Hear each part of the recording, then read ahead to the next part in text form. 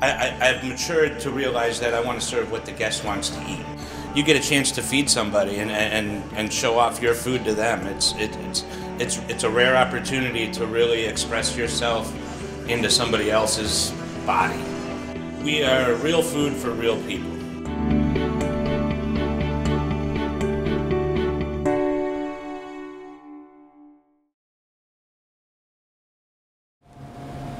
For this Chef Talk with Kyle Cherek, I catch a drink with Daniel Beres, one of the more engaging and interesting cocktail Svengales we have here in Milwaukee's drinking scene.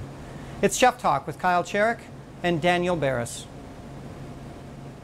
Just for my own clarification, is mixologist like a racial epithet to it's the, almost to the become likes a four-letter of you? word now. Yeah. I mean, the reason being is because with that word now follows a lot of pretension.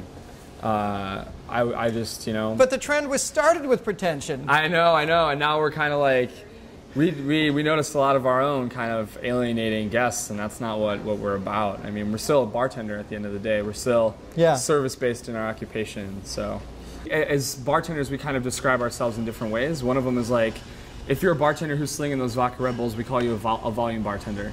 Someone who works in a very high, high energy, fast-paced atmosphere where you're putting out drinks very quickly. Bartenders like us who study classic cocktails. I mean, I've heard everything from bar chef to I mean, it's ridiculous. It's Go on. Just ridiculous. No, what are some more? I mean, I don't know. I just heard. I mean, I prefer just an educated bartender, someone who's really taken their craft to the next level and really did their study, did their work, put their work in. We're drinking beer now, but you mix cocktails. I find that ironic. Yeah, it's true. But I like to enjoy beer. I was having a high life after work last night. That's it's hey, Ooh. Not above anything, my friend. When you got a shift drink and you're only limited to a certain amount, you deal with what you got.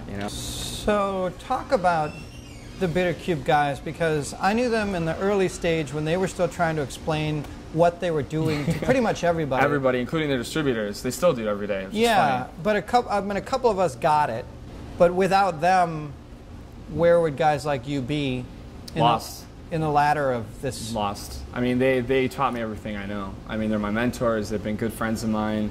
They still help me to this day. Ira and Nick are always there. Either a phone call or a text away. They're some of the most wonderful people I've ever had the opportunity to work for. And I'm very grateful for the opportunities that they've given me.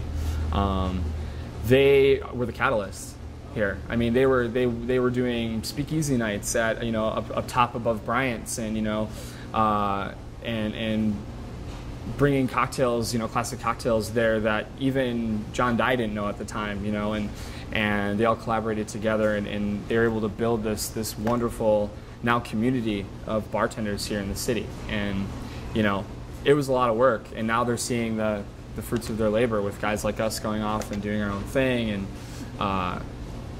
just continuing to forward the craft, basically. So why do you want to stay here?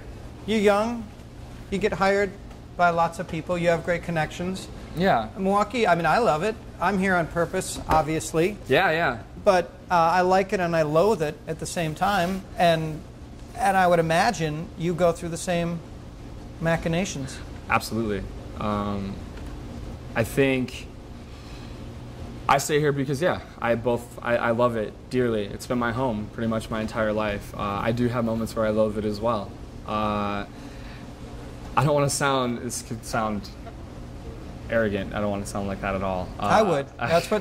Dude, no, I picked no. to interview for my video series. Yeah. Be arrogant. Now's the time. No, I think I stay because I feel like I can do some good here.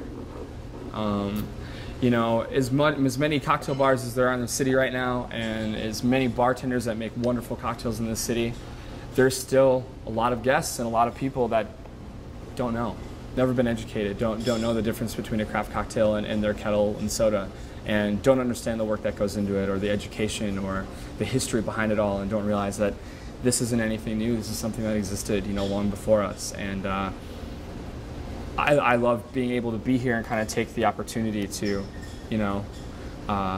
educate people on a daily basis and further our craft.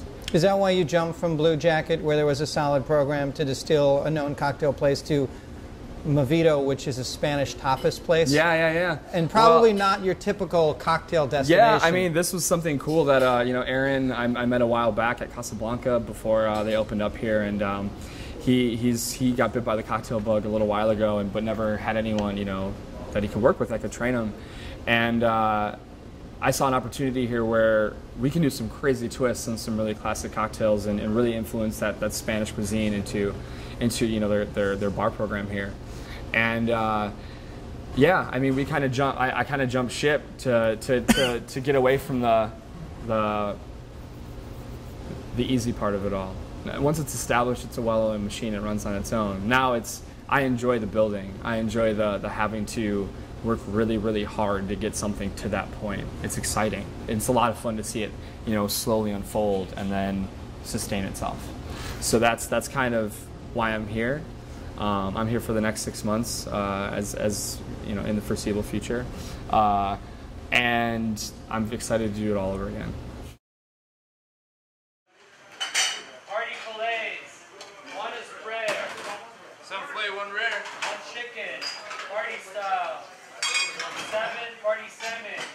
2 mushroom risotto entrees. DDR, please. Heard that.